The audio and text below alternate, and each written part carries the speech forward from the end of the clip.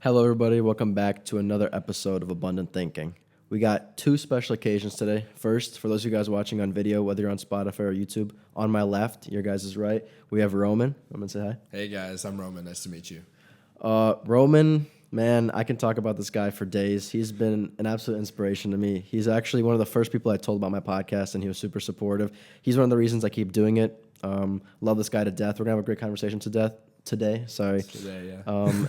the second special occasion is just the video. I think we got a really cool setup today. It's going to be awesome. And let's quickly jump into it. Roman, I wanted to ask you, as somebody who big into mindset, extremely intelligent human, for people that might not necessarily, I guess not have the mindset, but just they don't know how to start, like they want to improve and stuff, they want to be able to get over their obstacles. How do you recommend people start?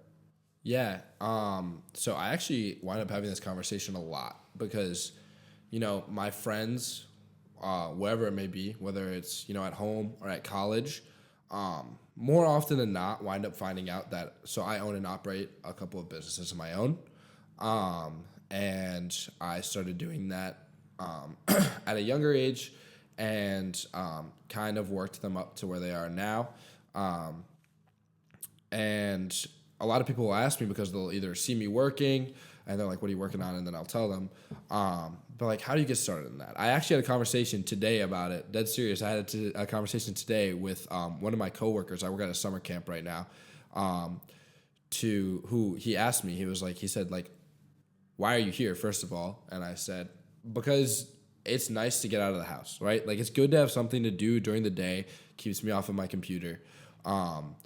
And that is my first point. Like, if you want to get started on something, a lot of people tie themselves out on day one. For example, I had a friend who wanted to start drop shipping, and I gave him some pointers on ways to do it, things that he needed to know.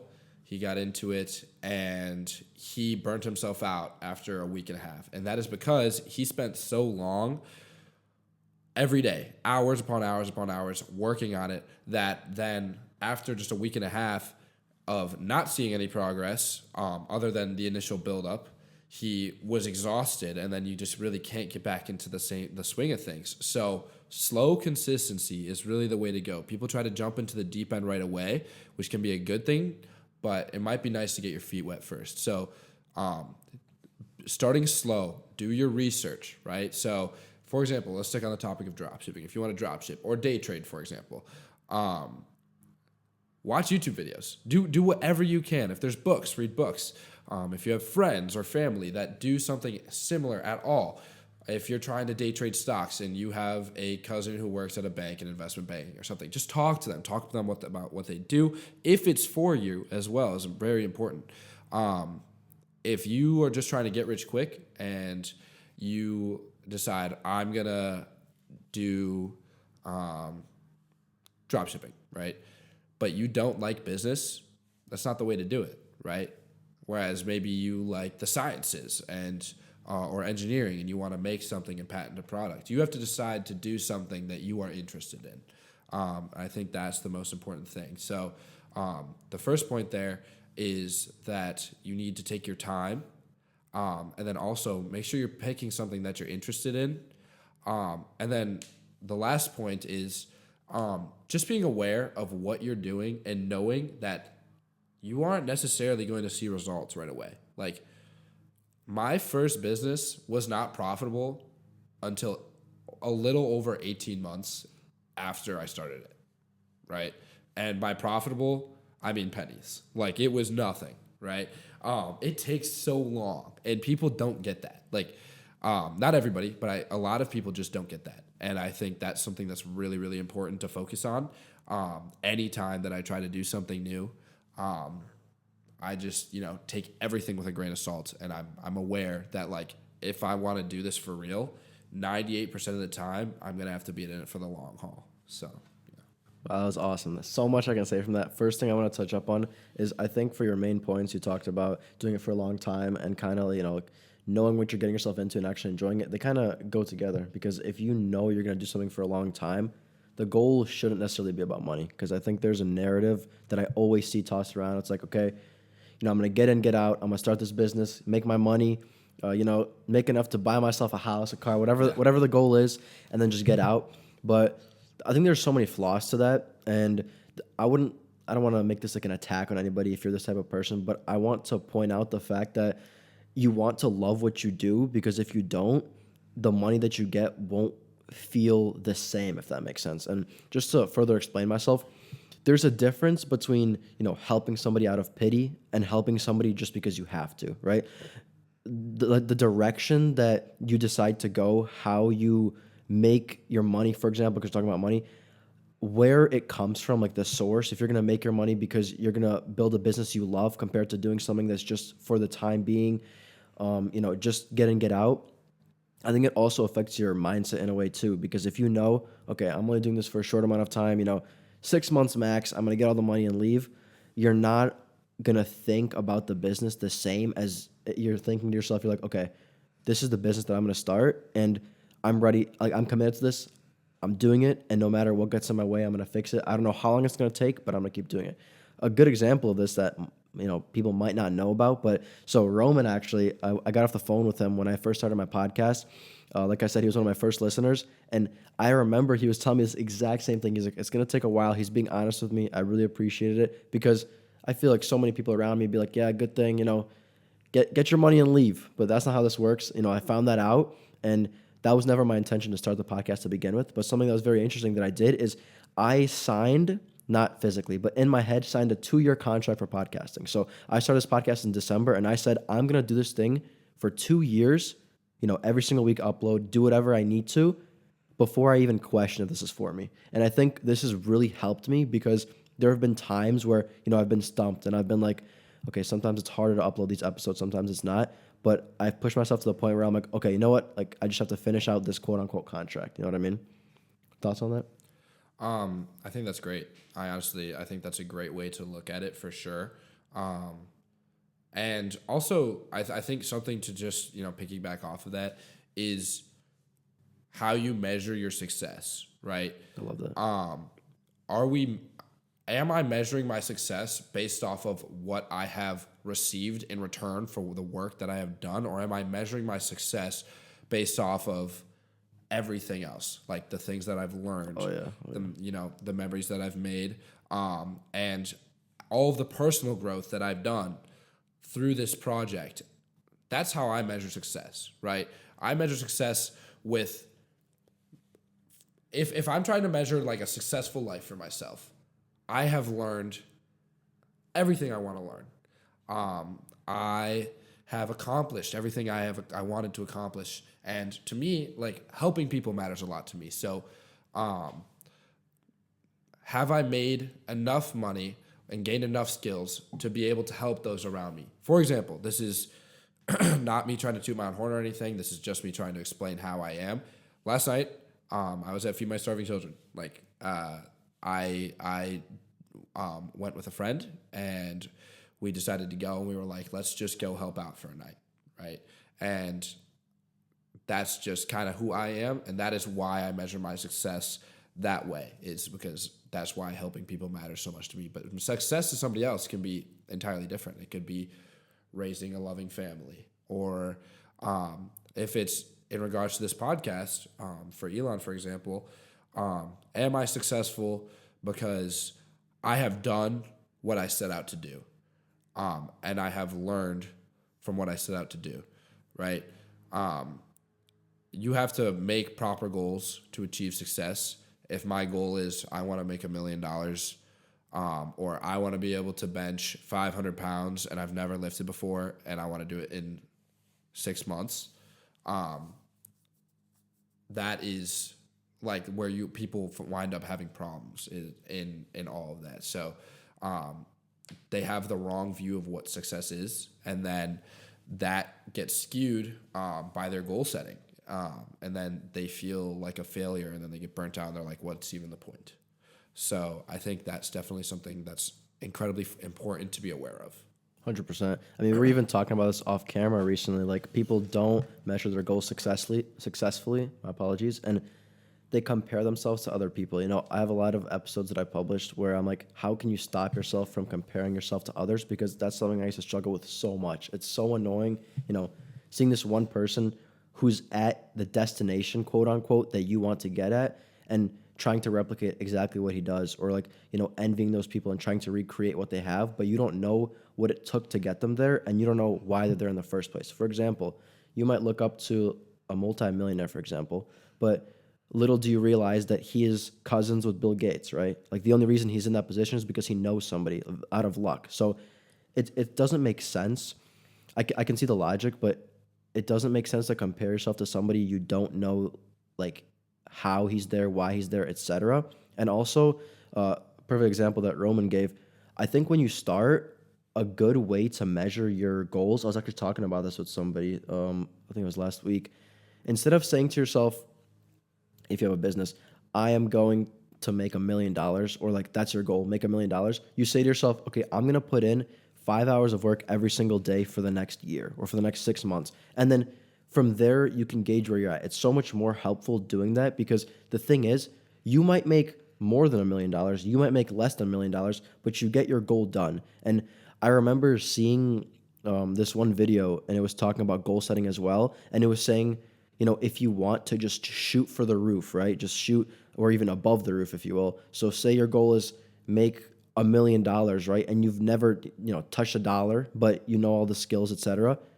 And you end up getting, you know, 5% of your goal. You get $50,000. Well, that's $50,000 more than you had to begin with. So I think very good point that Roman brought up. Just setting your goals is super important. And for you guys listening to this, I urge you to set a more consistent goal rather than objective based, if that makes sense. Yeah. For sure, for sure. And I actually, you said something that I wanted to note, and you said comparing yourself to others. I think that is definitely just, it's not even like a you thing or just a me thing. I think most everyone, if not everyone, struggles with that for certain. And I think a big thing that people need to be aware of when they're trying, and I speak as though I know everything. I don't know everything. But something that I have had to learn, that's what I'll say. Something I've had to learn that I have noticed has helped others when I've talked to them about it is that when I am comparing myself to others, am I being aware of what they have versus what they don't have? And one thing that I love to compare that to is people who want to work out in the gym to get to a certain physique. And this also contributes to like the conversation that we were having prior in regards to taking time to achieve what you want to achieve. If I see, for example, Alex Eubank, big media influencer, I would love to look like Alex Eubank, right? And you see that he looks like that now, and he's not that much older than you. But for me, for example, right? I'm 19. He's not that much older than me. I would love to look like Alex Eubank. But then I think about how much longer has he been lifting than me? And then also, what else sets us apart? Our genetics, for one. I could start lifting at the same time as somebody, my best friend. And if we start lifting at the same time, regardless of if we do every single rep the exact same, one of us is going to start seeing success, more success faster, like success in the terms of like muscular growth, change of aesthetic, right? And I think that's something that's super important to be aware of.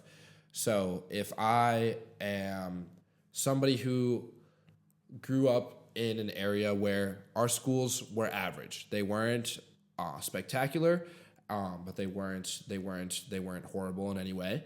And I'm trying to compare myself to a kid who's the same age as me, and I'm like, well, he's the same age as me. Well, maybe I don't know that he went to private school growing up and had private education that was focused on what he is doing now.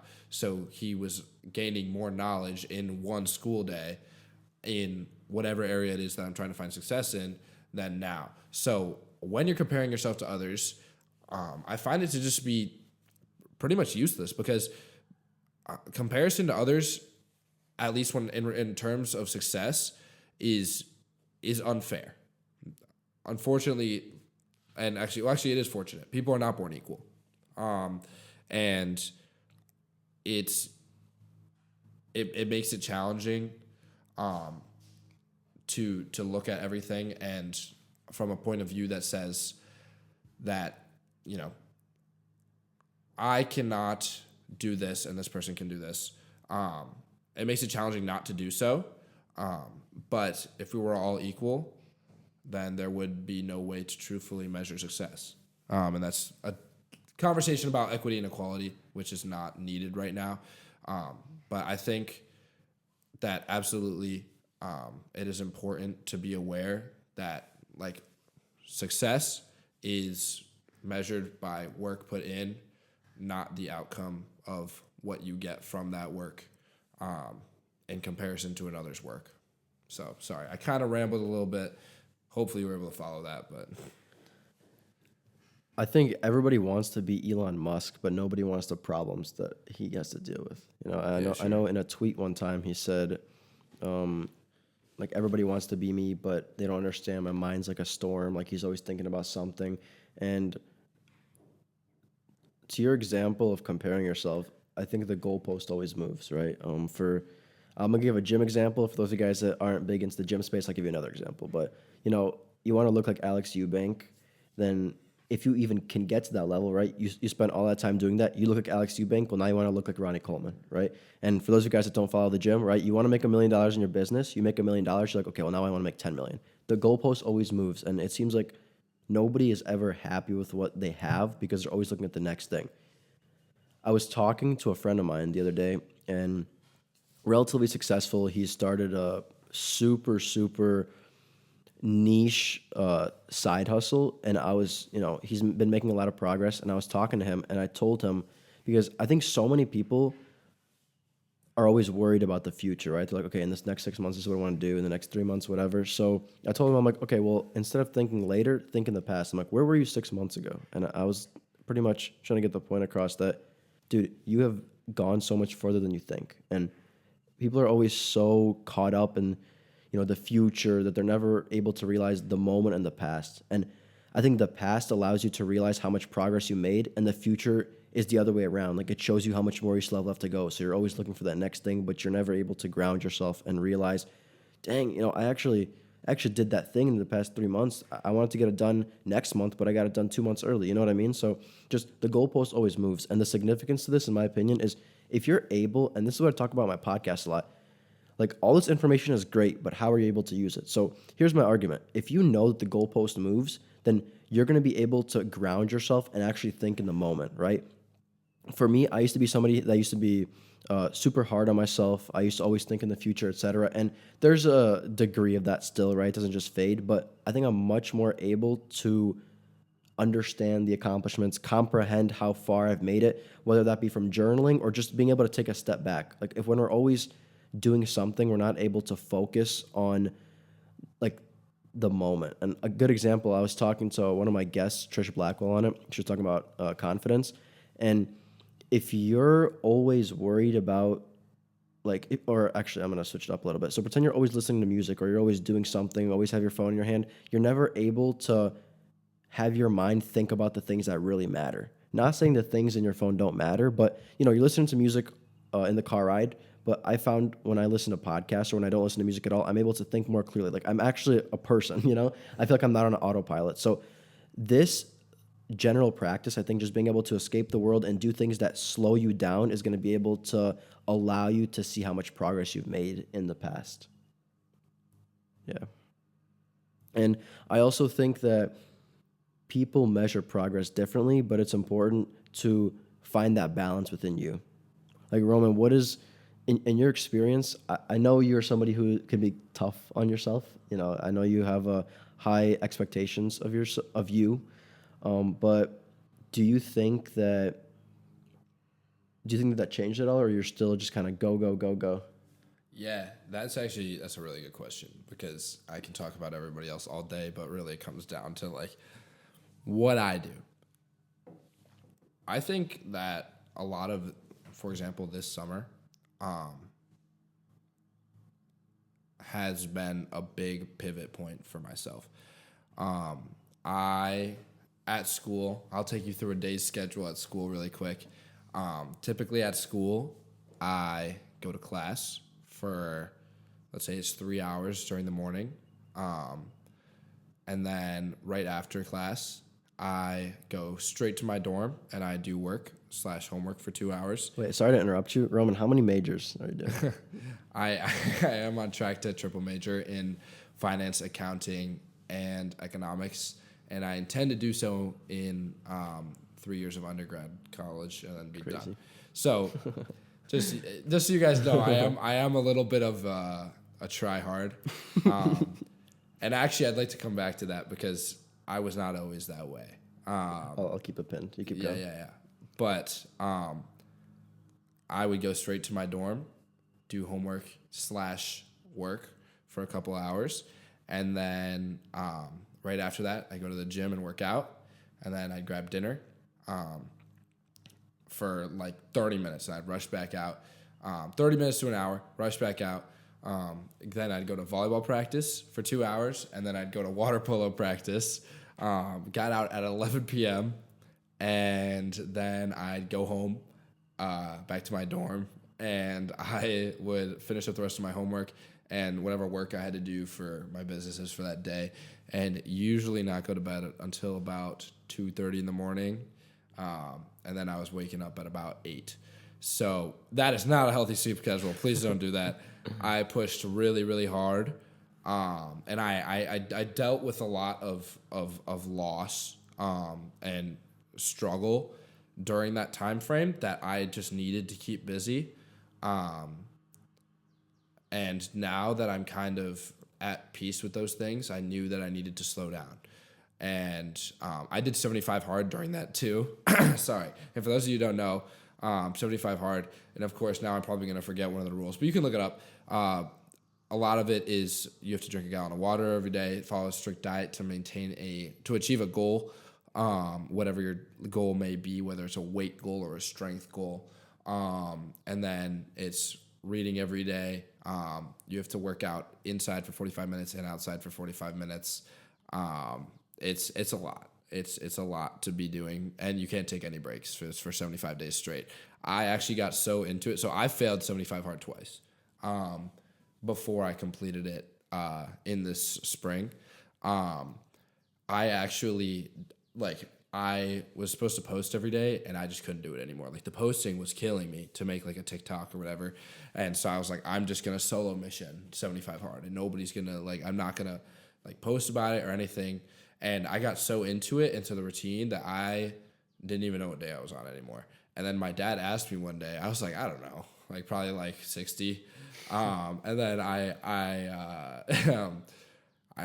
he's like, well, look. So I looked up how many days has it been since February 1st, and it had been 78 days. I was done. I didn't even know. And then I was like, let me just keep going. And I did.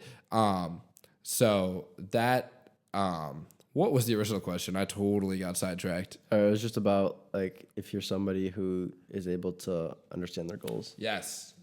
Oh, no. It's taking rest. Taking it slow. Understanding that you're in this position. Yes. Being present, essentially. Yes, being present with that and not pushing too hard. I definitely pushed way too hard, and I actually had to shut down when I came home. When I came home, I did almost nothing for 2 weeks straight, and just was in my room. And I went to the gym twice. I did nothing. I think Elon and I hung out and played soccer at one point, and that was it. I really did almost nothing. I'm not joking. So to rein all that back into what we were talking about, I can say till I'm blue in the face that you have to be aware of how much you're pushing for the success that you're trying, that whatever your goals of success, whatever your perspective on success is, and your goals. But for myself as well, knowing that I have to contain myself and keep the proper pacing, and be aware that not everything happens overnight. and that I need to maintain like strong, good personal health as well. I think I kind of answered the question. If I missed a part of it, please. No, you're good. Okay. Really quickly, I just wanted to say, I think it's all, if you think about your portions of life, it doesn't have to be like long term, but they're temporary. So, you know, he had these periods, 75-day hard. He had these crazy days that he was going through, but he knew that they were temporary, right? It's like eventually this is all going to be over. And the thing is, I'm not telling you guys, don't work hard, understand the progress you've made because sometimes there is no progress. But what I'm saying is being able to know that, like take a step back and understand that this is just temporary. Like right now, this is going to be hard. The next 7 days, the next 14 days, the next 20 days, it's going to be tough. But then after that, it's going to get better. And then I think that period after when you can recognize like how much progress you've made is the most important because after you're done with those 75 days, that's usually when the people are like, oh, I'm feeling lazy today or doing this. But it's like, dude, for the last 75 days, you just did this. Like, that's awesome. You made a great achievement. I wanted you to continue talking about when I mentioned, you doing good in school. You said you weren't always that way. Yeah. I'm glad we came back to that because that was something that I actually wanted to talk about coming on to this. I want to note that I am in no way perfect, right? And a lot of the people that you see in front of you on your day-to-day are nowhere near perfect. And we talk about like how long it takes people to get to where they are. And like this person is living the optimal lifestyle and they're so great and they do all these things that are good for everybody else. And that is who I want to be. It took me a long time to be able to grind and sit down and be like, this is what I got to get done and to actually get it done. I will tell you, I won't lie. I was always a smart kid. And, but I was a troublemaker. And, this is a little bit funny. When I was growing up, putting me in timeout didn't work anymore because I just didn't care, for my parents. And so my mom, like one day was just like, we're going to give you math sheets. And like, I'm not even joking, gave me like math packets or no, math sheets first. And I was like, I don't know, I was like 5. And I was like doing these challenging math sheets that took me a long time and I hated it. And I was like, I don't want to do this. And that would be my timeout. Is like until I'm done with the math sheet, I can't do anything else. And then I still was causing trouble, so they turned into math packets. And then like the math packets were too easy, so then I wound up getting very ahead because my mom had to teach me. She started teaching me like multiplication and division, like before most of my friends had learned like adding and subtracting. And then like like the more challenging stuff for younger kids, like multiplying fractions and such.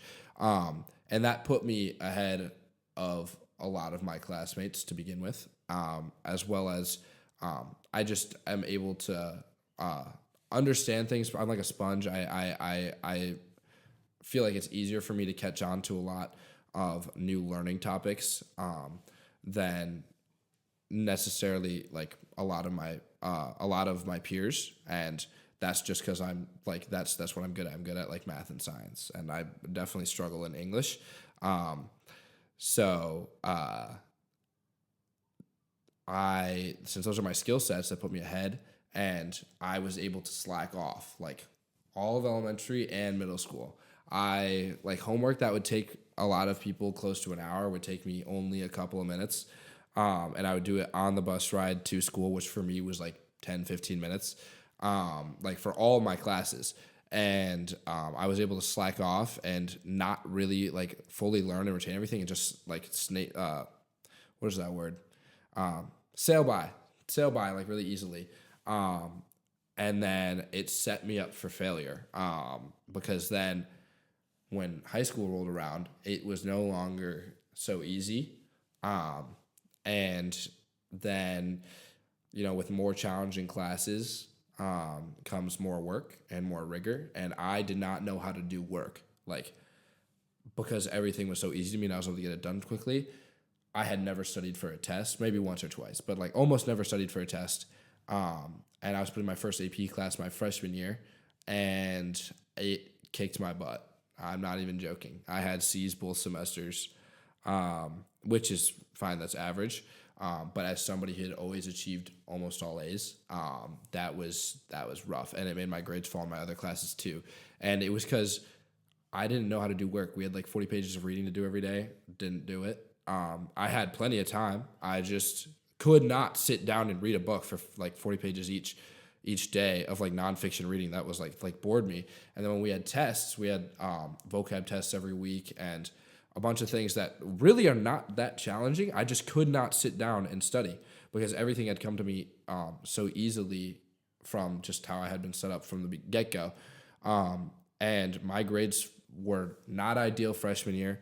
Sophomore year, I can play the COVID card, but I'm not going to because that's, to be honest, just not the truth for me.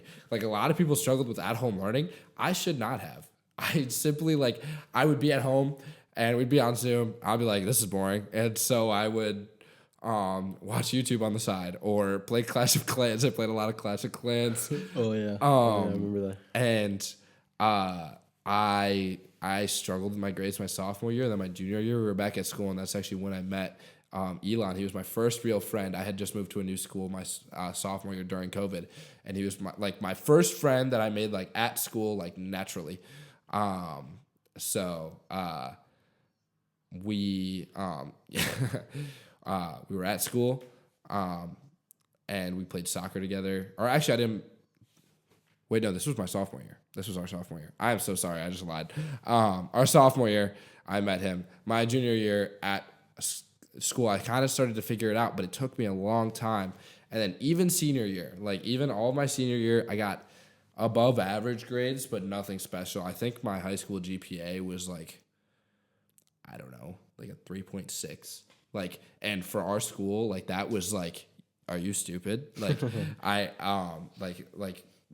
it was just, yeah, I definitely struggled growing up with doing work that is not fun. And so that's why I wanted to put a pin in that, is because now, in college, I get great grades. I've learned how to work and just be like, okay with like, today I'm busy all day and I'm not going to have time to, watch YouTube, sit down and watch a movie or go play soccer and mess around.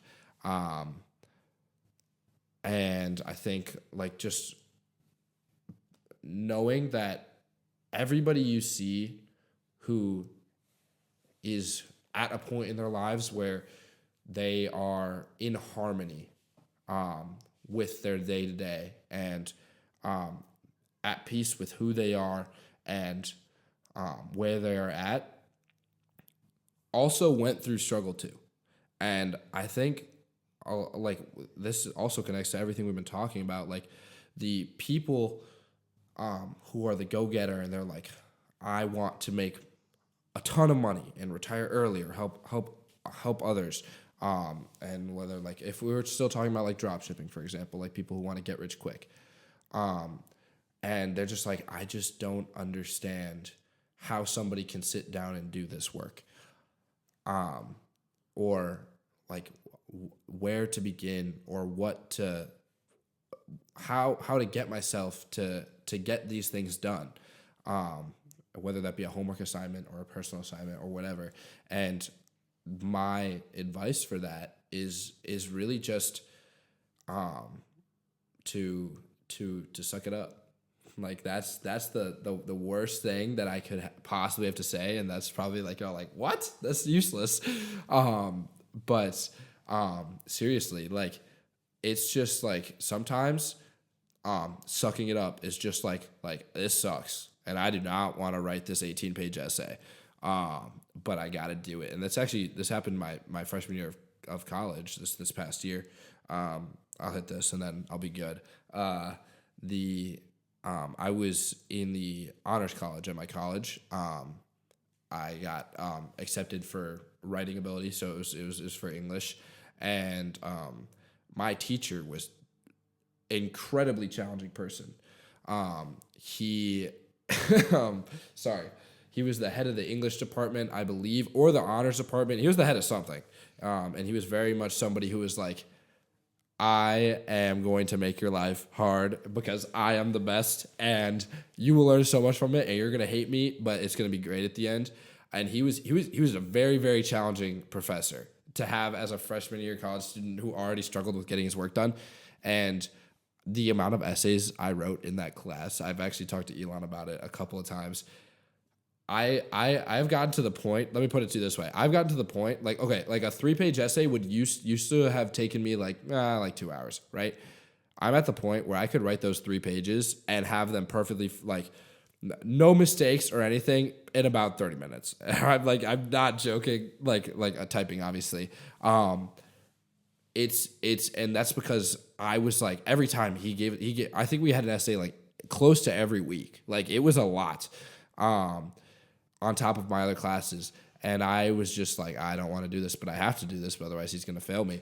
And just being aware that there comes a time where you're going to have to put in that work regardless, so you might as well just lock in and do it now. And what helped me the most, and this is my point where I'm actually giving something that I think can actually be helpful to others, is I will hide my phone from myself. I have my phone right here. I will hide this from me somewhere in my dorm room or wherever I'm working. And so like I obviously know where it is, but having it out of sight, out of mind is actually so real. Nothing to distract you. The curtain's closed. You have white noise going on in your headphones. So like for example, in my dorm, I will put this somewhere where it is hard for me to get to it. I'll intentionally like drop it behind my bed where I have to move my whole bed to get it out. And that is because then the second, I'm pretty sure it's 5 seconds. It takes 5 seconds for your brain to change its mind, right? So if I go to get up out of my chair, I'm like, or like I go to check my phone. If it's sitting right here on the desk next to me, I can just pick it up. And then instantly, next thing I know, it's been 3 hours I've been scrolling through Instagram or TikTok. And I'm like, shoot, now I have to stay up all night trying to finish this essay. I should be going to bed right now. But by having it somewhere where it's going to take me a while to get to it, the second I go to start moving my bed, or I get out of my chair even and I'm like, where is my phone? That clicks that like, no, I need to sit back down and work and not allow myself to get distracted. Because just people getting distracted, I feel like is the number one thing that the steps between them and their goals.